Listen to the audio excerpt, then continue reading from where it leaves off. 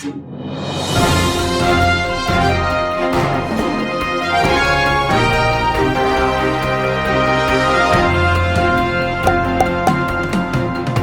आईना सच का और वॉइस ऑफ मानवता की जरूरत क्यों पड़ी, इस पे एक इंट्रोडक्शन देने की जरूरत है कि आज पूरे दुनिया में जो ह्यूमैनिटी है, जिसको ह्यूमन राइट कहा जाता है, हमारे कॉन्स्टिट्यूशन में ह्यूमन राइट पूरी तरीके से कनेक्ट नहीं हो पाया है।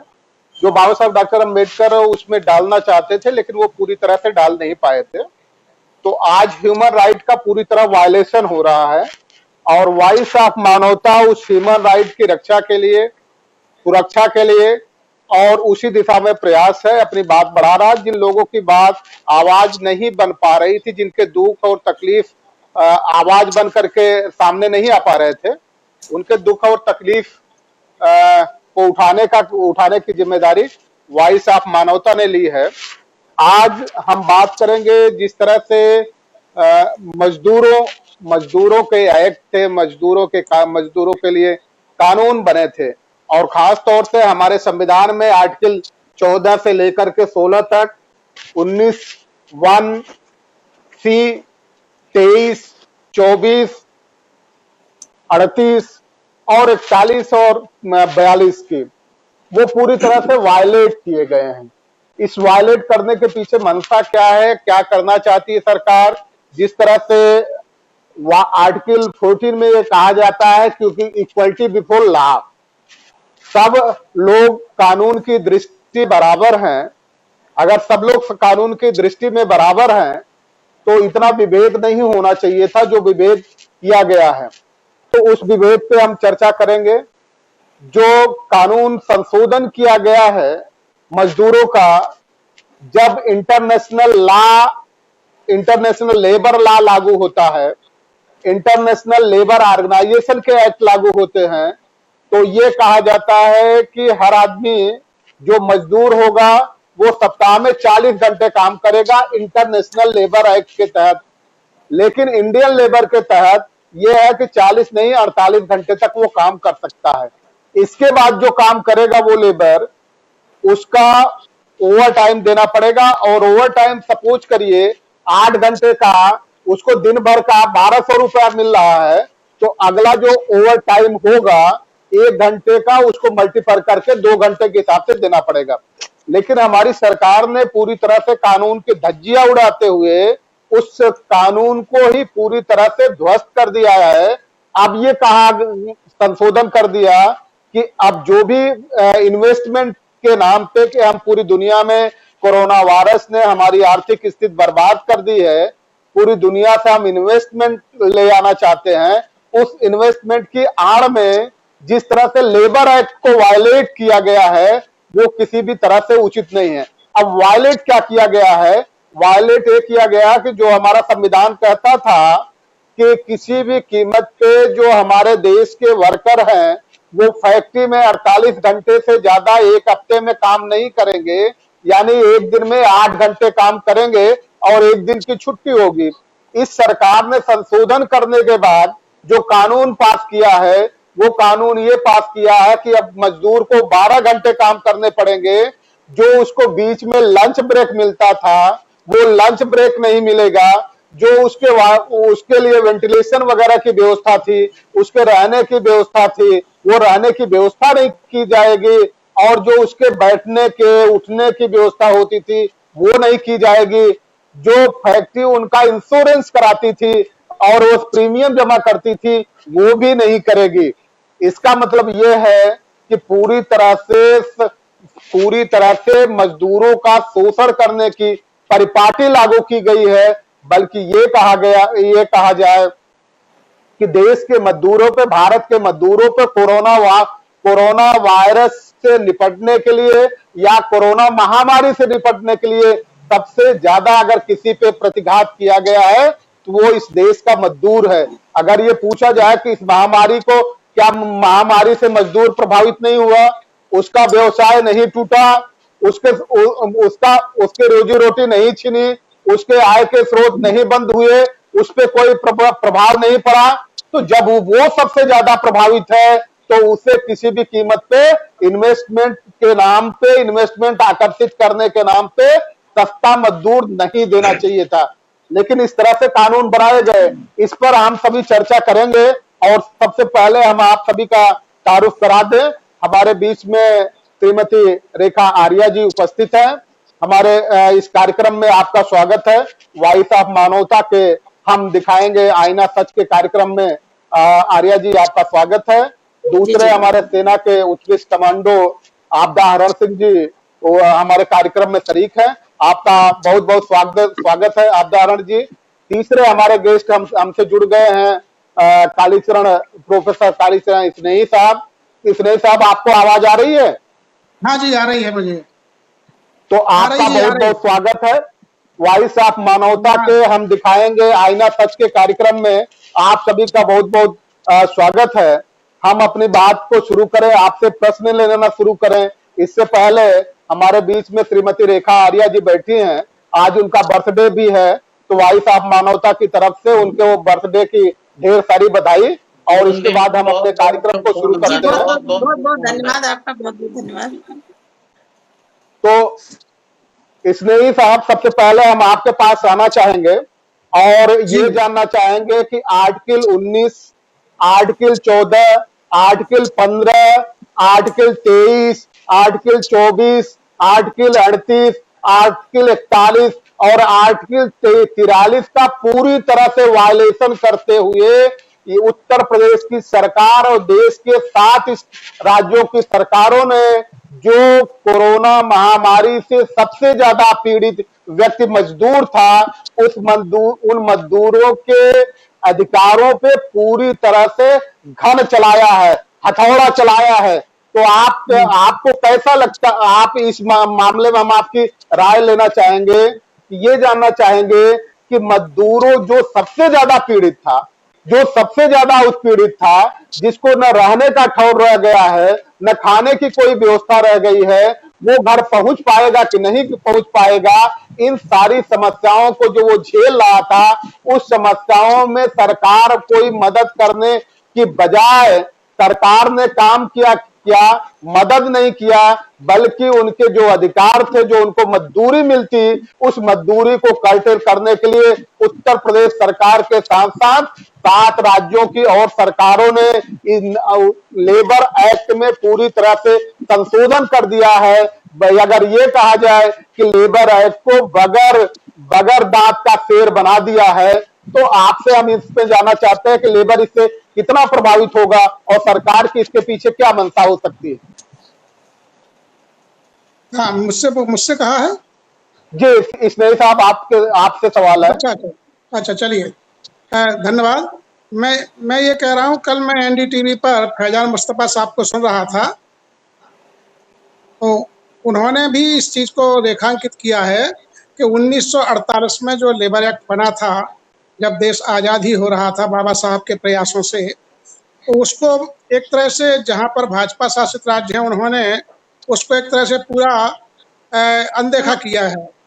तो इससे होगा ये कि चूंकि उसको एक तरह से बंधुआ मजदूर मान लिया गया है, जो आज़ादी पूर्व स्थिति थी कि मजदूर को गुलाम बना करके रखा जाए, वही इनकी स्थिति है। हम देख रहे हैं कर्नाटक में पहले सरकार ने ट्रेन बुक कराई, इसके बाद उनको लगा कि हमारे उद्योग धंधों में तो फिर ये चौपट हो जाएगा, तो उन्होंने जो है ट्रेनों को रद्द करा दिया। जब वहाँ थोड़ा वायलेंस हुआ, तब जाकर के थोड़ा वहाँ पर जो है उनको रियायत देना पड़ी। मतलब ये जो सरकार है या जो सरकार की नीतियाँ हैं, ये पूरी तरह से मजदूर विरोधी हैं। और मजदूर विरोधी का मतलब से दलित विरोधी हैं, क्योंकि अधिकांश मजदूर कौन है? इन मजदूरों में यदि इनकी जाति पूछी जाए, क्योंकि भारत में जाति एक सबसे बड़ा सच है। हम देखेंगे कि जो मजदूर सड़क पर चल रहे हैं, इसमें यदि कोई ब्राह्मण ठाकुर चल रहा होता तो कभी का इसको ठीक कर लिया जाता। हम देख रहे हैं कि विदेशों से हवाई जहाज से लाया जा रहा है, अब वंदे भारत अभियान भी चलाया जाएगा, क्योंकि इसमें इनके सपूत हैं, उनको सकुशल निकाला जा रहा है, सम्मान के साथ निकाला जा रहा है। इन मजदूरों में चूंकि इस देश में जातिगत व्यवहार सर्वश्रेष्ठ है। हम क्वारंटाइन में भी देख रहे हैं कि गाँवों में जहाँ पर पंचायतों में इनको रोका गया है, स्कूलों में रोका गया है, वहाँ भी इनसे भेदभाव हो रहा है। तो सबसे बड़ी मुसीबत यह है कि इनका मजदूरों का दोष यह है कि मजदूर हैं। और मजदूर क्यों हैं? क्योंकि धन संपत्ति और भूमिकरण का अधिकार नहीं है। कोई मजदूर आपको सड़क पर चलते हुए यदि इसमें कोई चौबे, द्विवेदी, त्रिवेदी होता या ठाकुर भदौरिया होता तो आप देख लेते क्या से क्या हो जाता।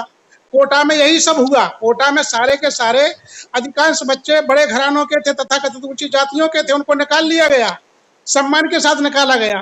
तो ये मजदूरों का जो शोषण होता आया है वो बड़ी, ये यहाँ की एक तरह से सामाजिक जो व्यवस्था रही हजारों साल की, उस मानसिकता ने अब जाकर के कोरोना टाइम में खुल करके अपना नंगा नाच आरंभ कर दिया है। तो इनका मजदूरों को तो ये वही समझते हैं कि मजदूर मतलब ये है इनका बंधुआ है, इनका आज्ञाकारी है। और यही कारण है कि उद्योगपतियों ने, पूंजीपतियों ने इनको अपने काम धंधे में लगा रखा था, लेकिन जैसे ही काम धंधा बंद हुआ निकाल करके बाहर कर दिया।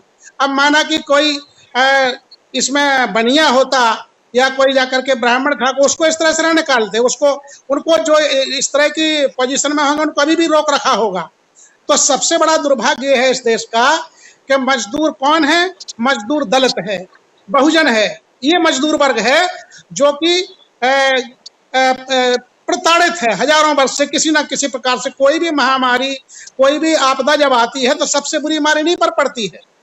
ये बड़ी भयावह स्थिति है। सरकार इसलिए निश्चिंत भी है कि अभी हमें कुछ इसके लिए क्या करना है। तो उनको अब देखिए, उनको फिक्र ये है कारोबार की, उनको जहान की फिक्र है।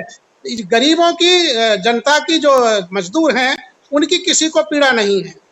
तो ये मुसीबत है। चौतरफा मजदूरों पर मार पड़ी है और ये मार दलितों पर पड़ रही है। इसमें 90% दलित हैं मजदूर। निश्चित तौर पे स्नेही साहब, आपकी बात को हमने ले लिया है, लेकिन हमने अभी जो देखा है, जो मजदूरों की लिस्ट उठा करके देखी है, ये सच है कि उन मजदूरों में चलने वाले शेड्यूल कास्ट के संख्या ज्यादा है, बैकवर्ड की संख्या उससे कम है, लेकिन फॉरवर्ड की संख्या बिल्कुल नहीं है, ऐसा भी उसमें नहीं दिखा है। बहुत सारे लोग इसमें उसमें फॉरवर्ड के भी है। हाँ, ये सच है कि उनकी संख्या नहीं गिना जाता है।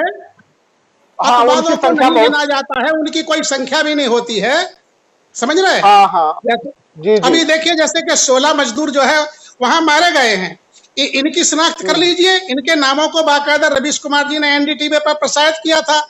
उसमें कोई आपको क्षत्रिय भदौरिया मिला?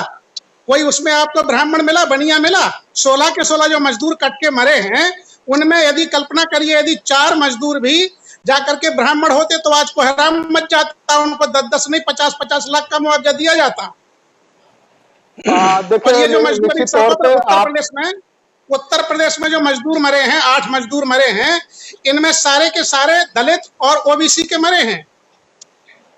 निश्चित तौर पे स्नेही साहब जी, आपकी जो पीड़ा है उस पीड़ा से हम सहमत हैं।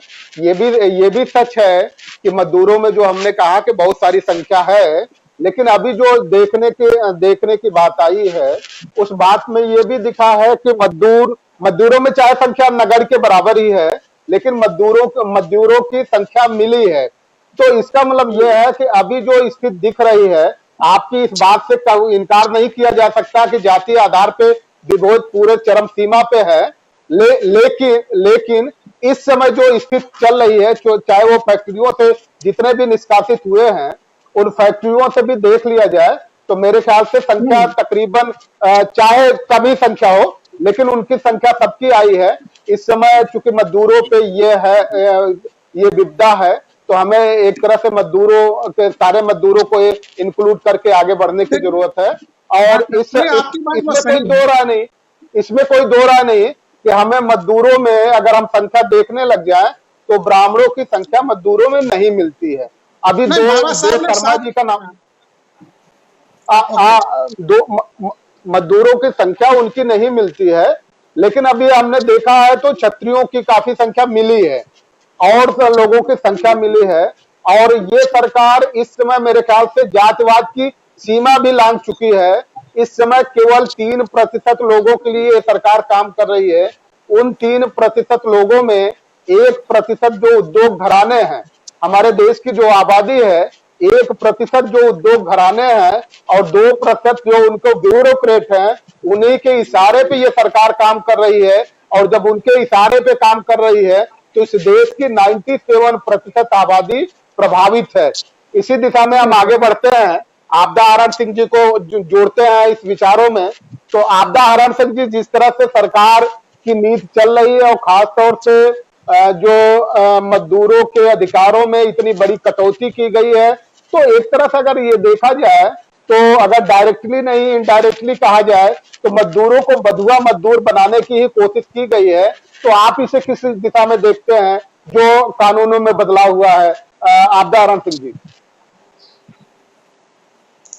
गौतम नारायण सागर साहब, आपका बहुत बहुत धन्यवाद, अपने चर्चा में समय दिया।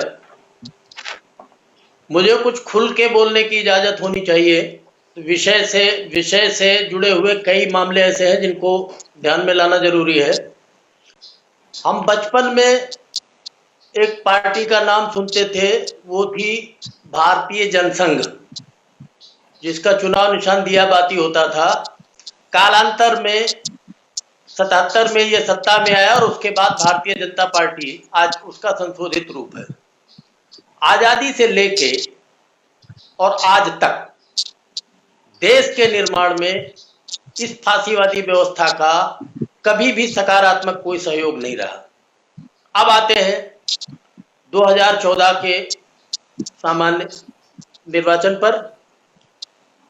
कुछ लोग संगठित होकर एक ऐसा आईना दिखाने में कामयाब रहे जनता को, जिसमें इनकी मूलभूत सिद्धांतों को भुला के जनता ने इनका समर्थन कर दिया और ये सत्ता में आए।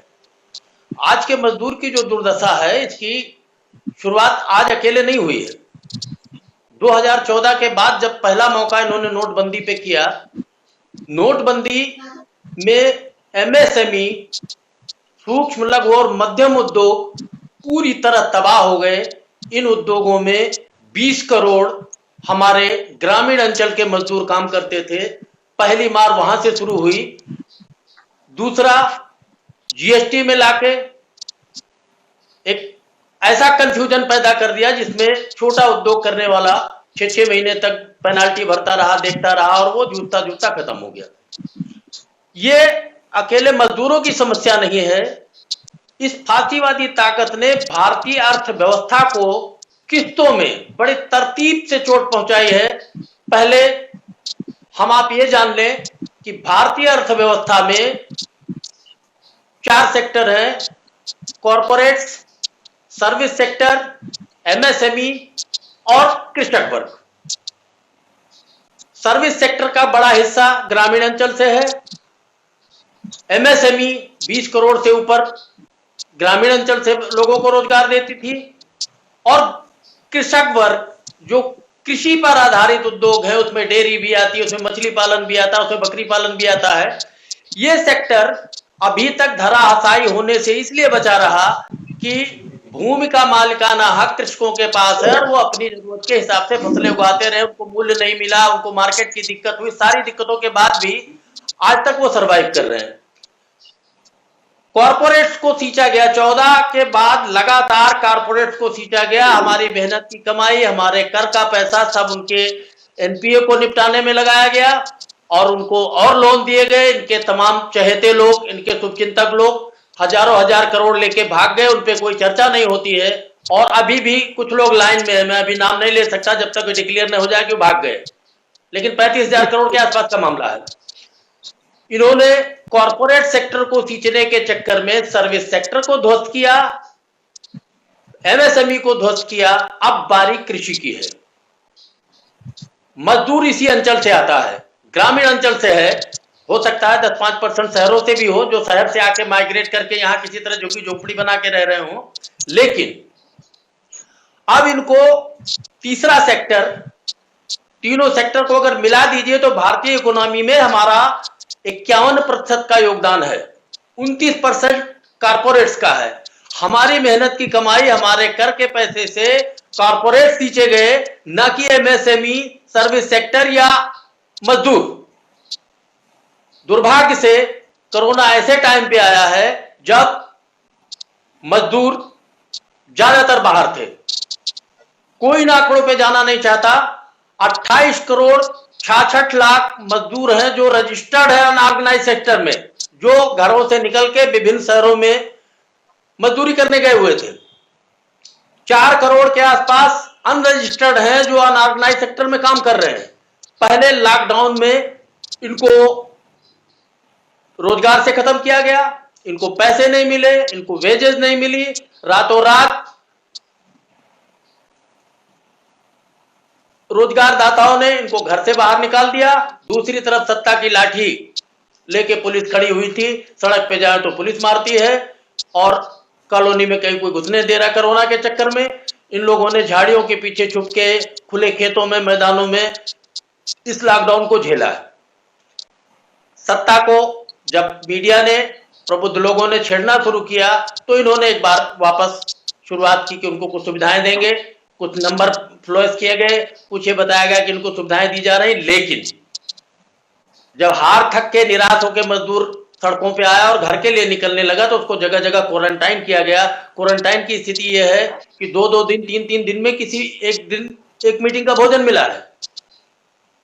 सरकार से निराश होकर मजदूर अभी घर की तरफ पलायन के रास्ते में है, घर पहुंचा भी नहीं है, और उसके हक छीनने की बात आ गई। मैं आपके चैनल के माध्यम से सारे हिंदुस्तान के प्रबुद्ध लोगों से पूछना चाहता हूं कि जब लॉकडाउन है, मुश्किल से 4-5% उद्योग फंक्शन में है, वो जो सैनिटाइजेशन के लिए सैनिटाइजेशन तैयार कर रहे हैं, केमिकल तैयार कर रहे हैं, वो जो मास्क तैयार कर रहे हैं, वो जो दवाइयां तैयार कर रहे हैं, ऐसे ही उद्योग फंक्शन में बचे हैं। लॉकडाउन में सब कुछ बंद है।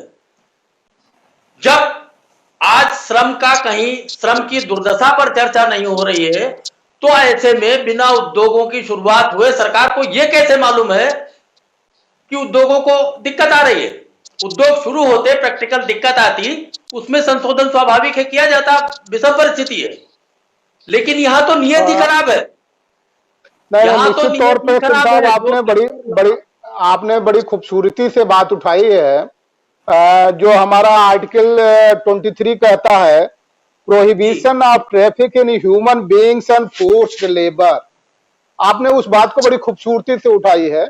आर्टिकल 23 हमारा यही कहता है कि prohibition of traffic in human beings and forced labour, और इस सरकार ने जो संशोधन किए हैं वो संशोधन इस फोर्स लेबर को ही प्रेरित करते हैं।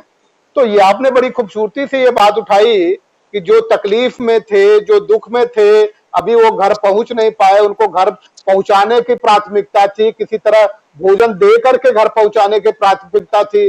जीवित पहुंच जाते तो पहुंच जाते, नहीं उनकी लाशें पहुंच जाती तो भी सरकार का वो उपकार मानते। लेकिन सरकार उस दिशा में काम करने की बजाय, उनको घर पहुंचाने की बजाय, उनको इस सुविधाओं का ध्यान देने की बजाय लेबर एक्ट में जो संशोधन किया है, तो आपने बड़ी खूबसूरती से बात उठाई कि ये फांसीवादी ताकतों की आज जो फांसीवादी ताकतें पूरी तरह से मुखर है, या अगर ये कहा जाए कि ये देश हमें देखने में ये लगता है कि इस देश को मोदी जी चला रहे हैं और इस प्रदेश को योगी जी चला रहे हैं, लेकिन अप्रत्यक्ष रूप से देखा जाए तो इस देश को कारपोरेट घराने चला रहे हैं और 1% जो ब्यूरोक्रेट है वो ब्यूरोक्रेट चला रहे हैं। और इसीलिए ये जो नियम बनते हैं वो पूरे देश को ध्यान में रख करके नियम कानून नहीं बनाए जा रहे हैं। इस दिशा में हम आगे बढ़ते हैं और श्रीमती रेखा आर्या जी से जानना चाहेंगे कि रेखा आर्या जी, जिस तरह से सरकार ने ये कानून पास किया है,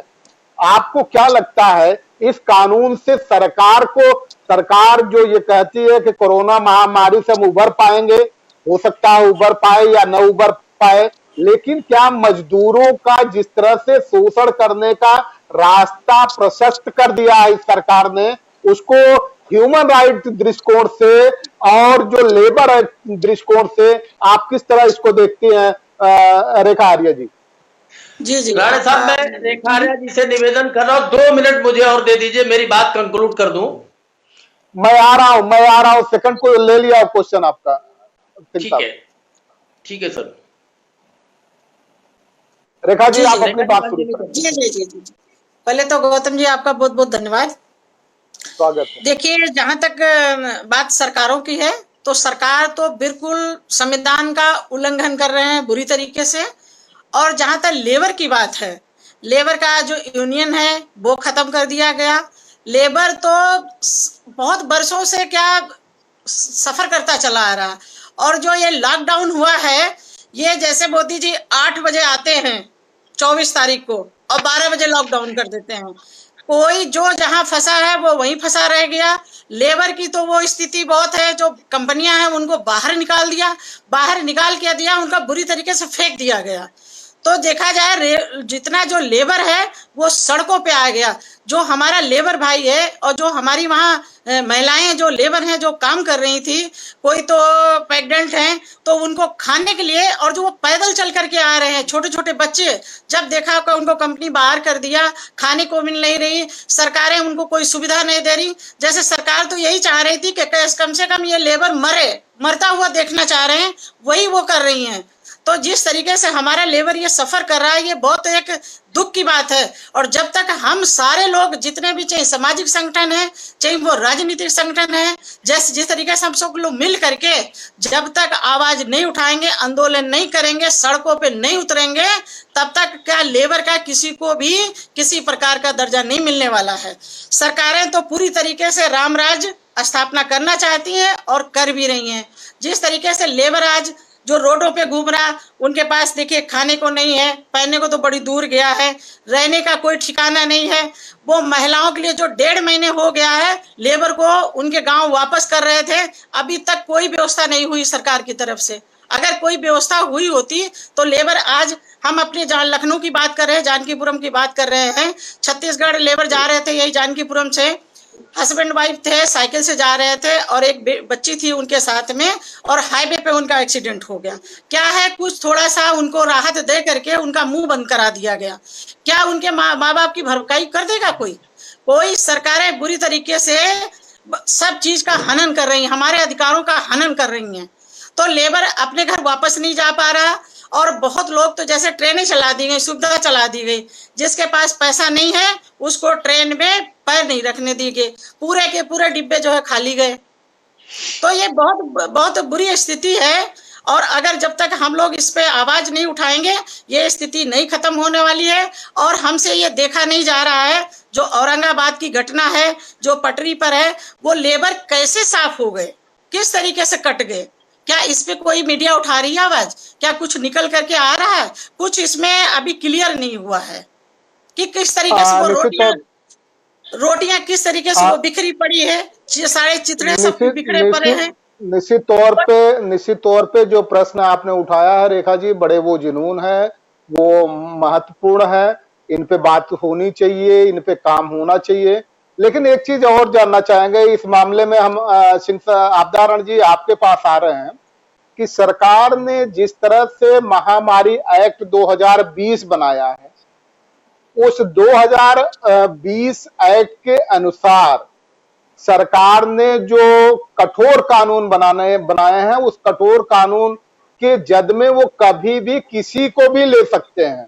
और जब ले लेंगे, चूंकि जिस तरह से चौराहे पे आप देखे होंगे पुलिस कर्मियों का व्यवहार है, और आपने हॉस्पिटल अगर कहीं इस समय जाने का मौका मिला हो, हॉस्पिटल में हॉस्पिटल कर्मियों का जो व्यवहार है, जो जबरदस्ती की नहीं कि अगर छींक आ गई, जो ये समय है, स्वभाव ये समय है, छींक आता है, मौसम बदलता रहता है, आदमी को हल्का सा सर्दी जुकाम होता है, लेकिन जिस तरह से उससे ट्रीट करते हैं और इतना कोरोना के नाम पे भयभीत कर दिया गया है, लोग पूरी तरह से भयभीत होकर के हॉस्पिटल जाना भी नहीं चाहते। और जब जबरदस्ती हॉस्पिटल के कुछ लोग, सब तो नहीं, ज्यादातर हॉस्पिटल के लोग तो वास्तव में अपनी जिंदगी लगा करके इस महामारी से निपटना चाहते हैं, लेकिन कुछ शरारती लोग वहां भी होते हैं जो यहाँ भी हैं। तो कानून सरकार ने ये बना दिया कि आप कहीं से किसी से भी अगर तू मैं भी करेंगे, तेज आवाज में बात करेंगे, तो सरकार आपके खिलाफ मुकदमे दायर कर देगी, और मुकदमे दायर करेगी तो कम से कम 6 महीने से लेकर के 7 साल के लिए अंदर, जेल के अंदर कर देगी। आप इस कानून को किस दृष्टिकोण से देखते हैं? अंग्रेजों के शासन काल में क्या क्या हुआ, कैसे यातनाएं दी जाती थी, कैसे लोगों को जबरदस्ती जेल में डाला था, ये हमें देखने का सौभाग्य तो नहीं प्राप्त हुआ।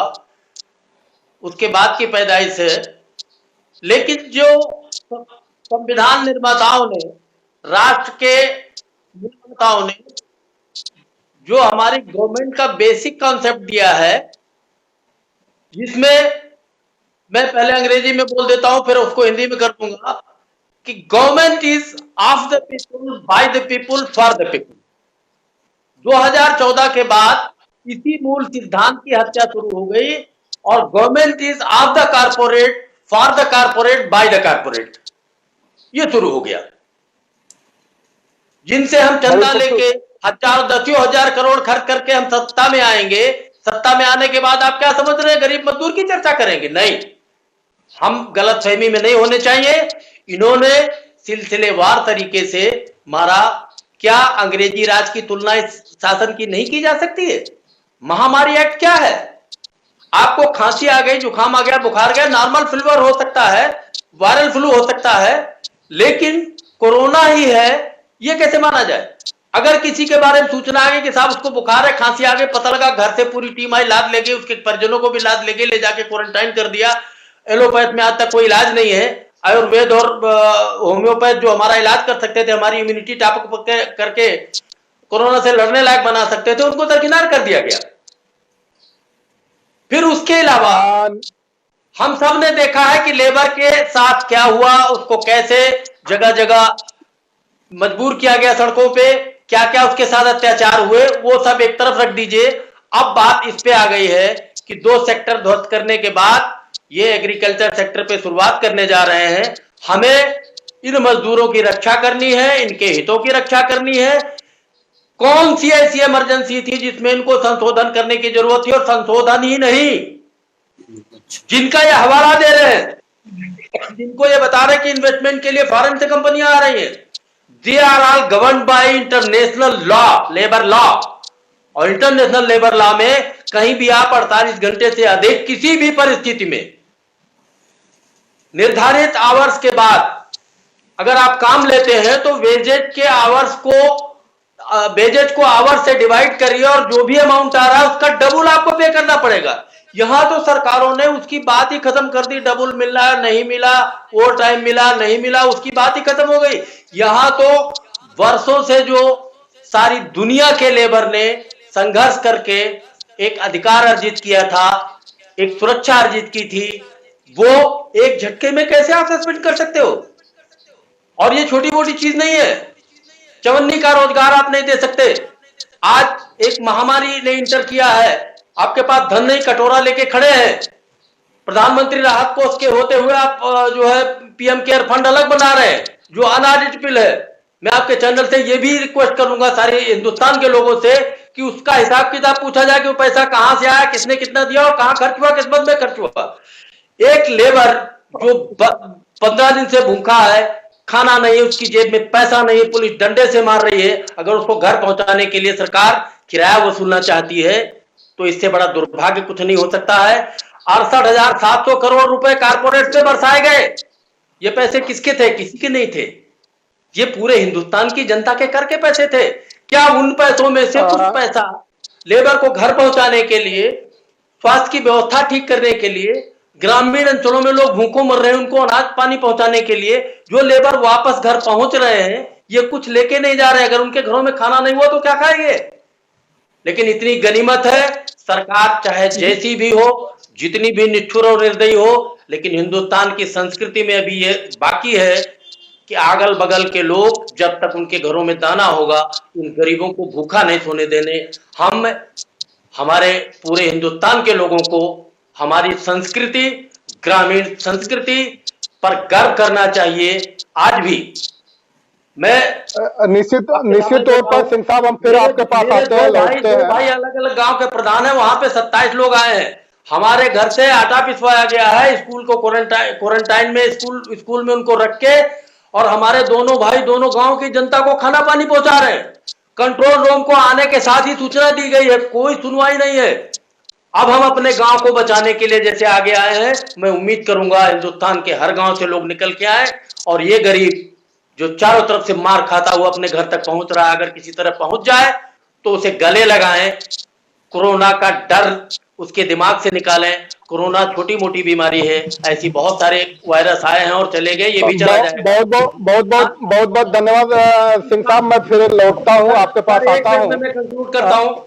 जिस व्यापार की दुहाई की आड़ में सरकार ने लेबर लॉज को सस्पेंड किया है, उसका मूलभूत सिद्धांत इनको पता नहीं है, आश्रम नहीं है, ये व्यापार है।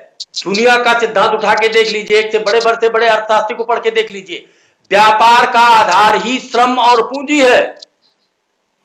पूंजी आपके पास है नहीं, और जो श्रम है उसको इस तरह से टॉर्चर कर रहे हो, उसके घर पहुंचने से पहले उसकी सारी सुरक्षा छीन ले रहे हो। आप कौन सा व्यापार करना चाहते हो? किस व्यापार के लिए इस लेबर लॉ को हटाया गया? कौन सी कंपनी आ रही है? अगर इंटरनेशनल कोई भी कंपनी आती है तो लेबर लॉ से कवर होगी। और अगर हिंदुस्तान के लोग जरूरत से ज्यादा अधिकार छीन के ये चाहते हैं, सत्ता ये चाहती है कि लेबर को उनके सामने मेमने की तरह डाल दिया जाएगा, तो मैं इसका विरोध करता हूं। और मैं पूरे हिंदुस्तान के उन लोगों का आह्वान करता हूं जो किसी गरीब के प्रति जरा भी सहानुभूति रखते हैं। लेबर के साथ साथ आंदोलन में सबको शरीक होना चाहिए। इन्हीं शब्दों के साथ मैं अपनी वाणी को विराम देता हूं। निश्चित तौर पे सिंह साहब, आपको हम कनेक्ट कर रहे हैं। ये आर्टिकल 38 को हम पूरी दुनिया के सामने लाना चाहते हैं। आर्टिकल 38 भारतीय संविधान कहता क्या है? State to secure a social order for the promotion of welfare of the people. ये आर्टिकल 38 कहता है कि ये सरकार की जिम्मेदारी है कि समाज के वेलफेयर को, उनके हितों को ध्यान में रख करके उसके प्रमोशन को, उसको बढ़ावा देने की जिम्मेदारी सरकार की है। लेकिन जिस तरह से लेबर एक्ट में संशोधन किया गया है, इससे ये लगता है कि ये सरकार संविधान को मानती ही नहीं है, संविधान की दिशा में काम ही नहीं करती है। एक जरूर और आप सर एक मिनट, अगर इन्हीं की बात पकड़ ली जाए, ये 4.5 साल से यूनिफॉर्म सिविल कोड का गाना गा रहे हैं। यूनिफॉर्म सिविल कोड क्या है? ये 15 से शुरू करिए 19 तक खा गए। यूनिफॉर्म सिविल कोड ये है कि किसी भी नागरिक को उसके प्रोफाइल के हिसाब से सम्मान दिया जाएगा। आप उसके सम्मान के साथ समझौता नहीं कर रहे। यहां तो हमें उठा के, हमारी लेबर को, हमारे श्रम को उठा के कानून सस्पेंड करके हमें झोंका जा रहा भट्टी में। ऐसे कैसे कर सकते हैं? हाँ, यूनिफॉर्म सिविल कोड में हर नागरिक को समान अधिकार है, उसके सम्मान की रक्षा के लिए संविधान उसी बात पे आ रहे हैं। सिंह साहब हम उसी बात पे आ रहे हैं, हमें सड़क पे उतरना चाहिए। सिंह साहब, रेखा जी भी हमारे साथ जुड़ी हैं, हम उसी बात पे आ रहे हैं। हम इस बात पे जोर दे रहे हैं कि संविधान का आर्टिकल 43 स्पष्ट तौर पे कहता है, living veg etcetera for workers the state shall endeavor to secure by suitable legislation or economic organization or in any other way to all workers, agricultural, industrial and otherwise work a living wage condition of work, ensuring a decent standard of life and full enjoyment of leisure and social and cultural opportunity, and in particular the state shall endeavor to promote cottage industry on an individual or cooperative basis in rural areas। जो सरकार ये कहती है कि किसी भी कीमत पे जो उनके मूलभूत अधिकार है, जो उनके भत्ते हैं वर्कर के दिए जाने चाहिए, उसकी पूरी सरकार रक्षा करनी चाहिए। उसको कानून बनाने की जरूरत पड़े तो कानून बना करके रक्षा किया जाना चाहिए। ऑर्गेनाइजेशन बनाने की जरूरत पड़े तो उस ऑर्गेनाइजेशन को विधिक अधिकार दिए जाने चाहिए, बल्कि इस तरह के शेर के अधिकार दिए जाने चाहिए जो गुर्राता ही नहीं है, काटता भी हो, दांत वाला शेर दिया जाना चाहिए। लेकिन इस सरकार ने तो दांत ही उखाड़ फेंक दिए लेबर एक्ट के। तो इस दिशा में हम थोड़ा राय लेंगे रेखा जी से। रेखा जी, आपको क्या लगता है, जिस तरह से सरकार ने लेबर एक्ट के कानून में ठीक उसी तरह से किया है, जिस तरह से एक शेर के दांत उखाड़ दीजिए और जंगल में डाल दीजिए, उसको राजा घोषित कर दीजिए, तो क्या वो राजा रह पाएगा क्या? तो इसी तरह हमारे देश का जो एक बड़ी खूबसूरत बात इन्होंने कही थी सिंह साहब ने, कि हमारा जब संविधान बना था तो संविधान का मूल मकसद था कि जो ये हमारा जो देश है, देश में लोगों के द्वारा, लोगों के लिए और लोगों की सरकार है। The government for the people, by the people end of the people. ये बड़ी खूबसूरत इन्होंने बात की। लेकिन दूसरा ये कहा गया कि हमारे यहाँ जो सरकार अभी बनी है, उन्होंने ये कह दिया कि the government running is by the capitalist, of the capitalist and welfare of the capitalist. तो ये जो बनी है पूरी तरह से संविधान के प्रतिकूल है। तो हम इस दिशा में आपसे जानना चाहते हैं कि अगर जो वर्कर्स के अधिकार पूरी तरह से छीने गए हैं, अधिकारों की लड़ाई तो लड़नी पड़ेगी। हम लोग यहाँ बात कर रहे हैं, सही, लोगों को जागरूक कर रहे हैं, सही है, लेकिन वर्कर्स के अधिकारों के बारे में जागरूक करने की दिशा में आपका जो कार्यक्रम, आपका जो संगठन लक्ष्य है, वो किस दिशा में सोचता है, वो किस तरह से मदद करना चाहेगा वर्कर्स का? हम आपकी राय जानना चाहेंगे इस पे। जी गौतम जी, रेखा जी। इस तरीके से हमारा भारतीय समन्वय संगठन लक्ष्य जो गांव की तरफ, जो दबा कुचला समाज है, जो ये देखा जाए लेबर है, तो ये गांव की तरफ, जो हमारी 70% आबादी है वो गांव की तरफ और शहर में झुग्गी झोपड़ी की तरफ पड़ी है। वो सिर्फ 2 समय की रोटी कमाने और खाने के लिए पड़ा है। तो जिस तरीके से आपने कहा कि उनके जैसे किसी के दांत निकाल के फेंक दिया जाए, तो इसी तरीके से सरकारों ने हमारे लेबरों को निकाल करके फेंक दिया गया कि वो किस तरीके से ये अब ये काम कर सकते हैं, या गांव ये किस तरीके से, कौन सी स्थिति में ये गांव जा रहे हैं। और इनको सिर्फ 2 समय की तो रोटी चाहिए थी, मगर वो भी इन्होंने निकाल के अब ये चीज लागू कर दिए हैं कि ये लेबर जो 8 घंटा काम करता था वो 12 घंटे काम करेगा, और मन चाहा हम काम कराएंगे, जब चाहे हम इनको रखेंगे और जब चाहे तो हम इनको निकाल करके फेंक देंगे। सरकार ने ये कर दिया, मगर ये देखा जाए लेबर के लिए बहुत नाइंसाफी हुई है। इसके लिए अगर इन्होंने लेबर का जरूर निकाल के फेंक दिया है, मगर हर इंसान का नहीं निकाल के फेंक दिया है, सबके दांत इन्होंने निकाल करके नहीं फेंक दिया है। जिस दिन हमारे लोग सड़कों पे और रोडों पे निकल आएंगे, तो जिस तरीके से बाबा साहब संविधान में लिख करके गए हैं, चीजें वही होनी चाहिए, इसी तरीके से लागू होनी चाहिए। जबकि हमारे लेबर की स्थिति बहुत ज्यादा खराब है, और हम लोग जो काम कर रहे हैं, जैसे जिस तरीके से शोषण हो रहा है गाँव में, लेबरों के साथ, बच्चियों के साथ, वो तो माँ बाप कमाने खाने चले जाते हैं, मजदूरी करने चले जाते हैं, बच्चियां घर में रह रही हैं, दबंग लोग उनके साथ अत्याचार बलात्कार करते हैं। हमारा संगठन उनके साथ खड़ा है। हम लोग गांव की तरफ जाते हैं, उनको सचेत करते हैं, अवेयर करते हैं कि आपके देश का, आपके भारत देश और ये इंडिया है। इसको लोग जो है कहते हैं हिंदुस्तान पाकिस्तान, ये हिंदुस्तान पाकिस्तान बिल्कुल नहीं है, ये भारत देश है और ये इंडिया है, ये भारत देश हमारा है। तो जिस तरीके से लेबरों के साथ ये हुआ है, ये संशोधन हुआ है, ये बहुत गलत हुआ है, ये बिल्कुल नहीं होना चाहिए। लॉकडाउन का पालन हम लोग कर रहे हैं, और जिस दिन लॉकडाउन खुलेगा हम लोग सड़कों पे जरूर उतरेंगे, और इन लेबरों के जो हमारा भी मान सम्मान अधिकार है, ये लेबर ही हमारा मांस है, जिनको आज भुगतना पड़ रहा है। आने वाले टाइम में रेखा जी, मेरा एक छोटा सा प्रश्न ले लीजिए जी। रेखा जी, जिस तरह से आप कह रही हैं कि जब लॉकडाउन खुलेगा तो हम सड़कों पे उतरेंगे, हम इस गलतफहमी को, आपकी इस गलतफहमी को दूर करने जा रहे हैं। अगर लॉकडाउन खुलेगा तो धारा 144 फिर लागू हो जाएगी। ये सरकार नहीं चाहती कि सड़कों पे उसका विरोध हो या कहीं भी उसका विरोध हो। जब विरोध का ये मौका नहीं देगी, क्योंकि लोकतंत्र को वो मानती नहीं है। तो ऐसी स्थिति में आप अपना कोई प्रोग्राम ब्लूप्रिंट बनाइए, उस पे हम बकायदा एक इंटरव्यू आपका लेंगे। इसलिए हम एक बात और कह करके सिंह साहब के पास आएंगे कि सिंह साहब, आपदा आनंद सिंह जी, हमारा जो संविधान 43A क्या कहता है, उस पे हम जरा सा आपकी चर्चा करना चाहेंगे। Participation of workers is management of industry. इसका मतलब यह है कि हमारा संविधान ये कहता है कि अगर कोई इंडस्ट्री खड़ी होगी तो जो हमारे वर्कर्स हैं उनका मैनेजमेंट में दखल होगा, यानी वो शेयर होल्डर होंगे। ये सरकार शेयर होल्डर बनाने की बजाय उनको बधुआ मजदूर बना रही है।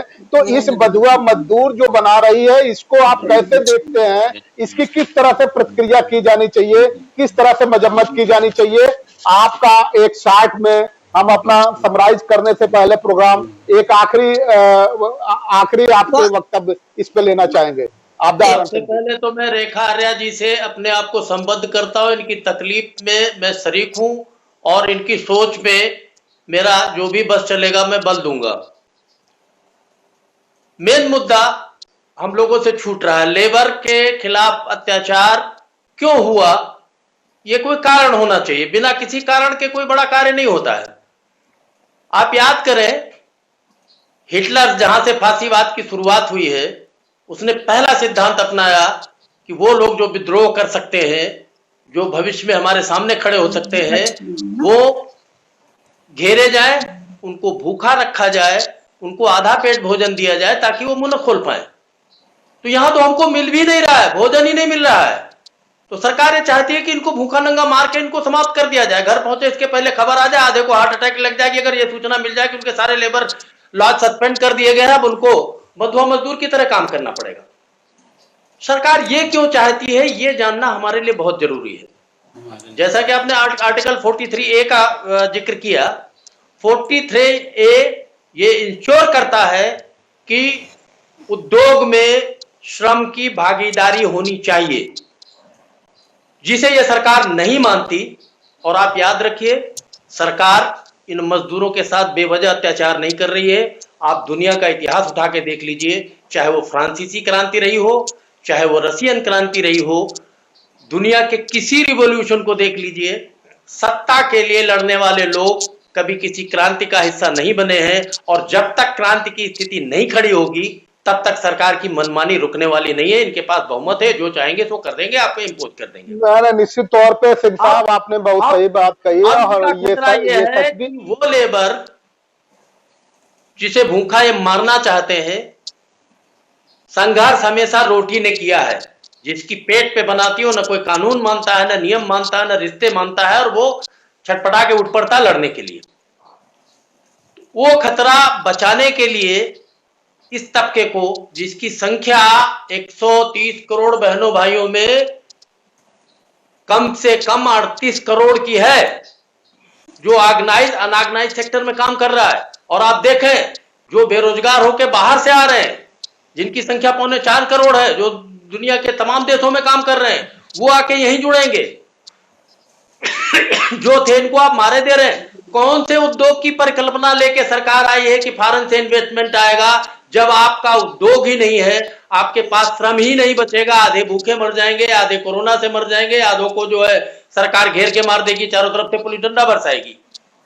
तो जब श्रम ही नहीं रहेगा, किस लिए यहाँ कोई आएगा? ये बहाना है सिर्फ गरीबों की आवाज को दबाने का। और मैं ये चाहता हूं, पूरे चैनल से मेरा करबद्ध प्रार्थना है, इस आवाज के खिलाफ 144 का इंतजार नहीं होना चाहिए, किसी भी मुहिम का इंतजार नहीं होना चाहिए। हम जिस भी रूप में एक दूसरे से कनेक्ट होके, व्हाट्सएप पे बात करके, वीडियो कॉन्फ्रेंसिंग करके इस मुहिम को चालू रखें, जिससे सरकार के निश्चित तौर पर सिंह साहब, वाइस ऑफ मानवता, लोकतंत्र, सिंह साहब लोकतंत्र को बचाने के लिए वॉइस ऑफ मानवता हर वो कदम उठाने के लिए तैयार है जो संविधान उसकी छूट देता है।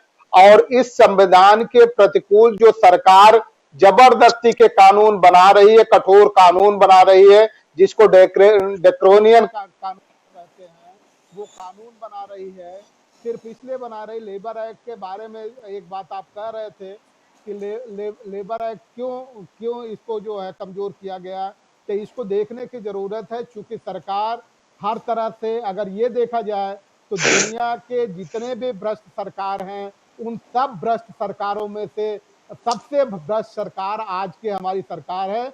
तो इसलिए ये चाहते हैं कि जो बाहर के इन्वेस्टर आएंगे, वो 40 घंटे के हिसाब से मजदूरों से काम लेंगे, उनको सैलरी देंगे, और 40% के हिसाब के बाद जो तकरीबन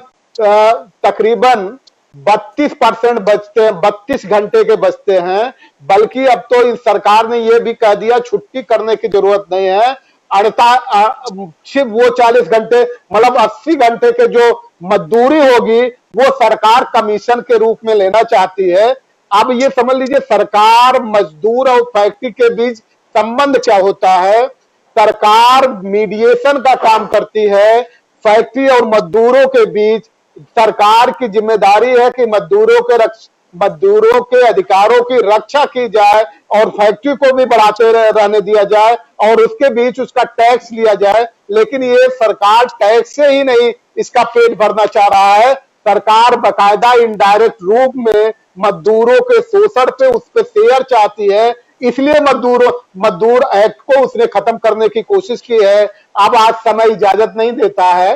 हमारी मजबूरी है, इसको वाइंड अप करेंगे। आप सभी का वॉइस ऑफ मानवता के साथ जुड़ने के लिए बहुत बहुत धन्यवाद। वॉइस ऑफ मानवता हर उस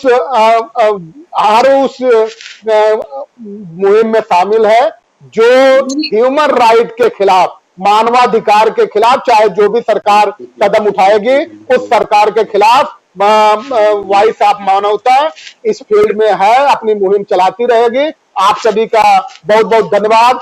सभी को जय भीम, सत श्री अकाल, नमस्कार। जय भीम, जय भीम, सत श्री अकाल।